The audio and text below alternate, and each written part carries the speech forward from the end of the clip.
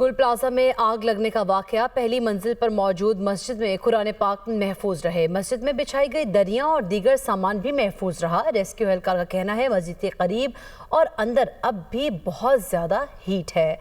گل plaza میں آگ لگنے کا واقعہ پہلی منزل پر موجود مسجد میں قرآن پاک محفوظ رہے، جبکہ مسجد میں بچھائی گئی دریاں اور دیگر سامان تک بھی محفوظ رہا ہے۔ ریسکیو اہلکار کا کہنا ہے کہ مسجد کے قریب اور اندر اب بھی بہت زیادہ ہیٹ ہے۔ گل پلازا میں آگ لگنے کا واقعہ پہلی منزل پر موجود مسجد میں قرآن پاک محفوظ رہے۔ مسجد میں بچھائی گئی دریاں اور دیگر سامان بھی محفوظ رہا۔ ریسکیو اہلکار کا کہنا ہے مسجد کے قریب اور اندر اب بھی بہت زیادہ ہیٹ ہے۔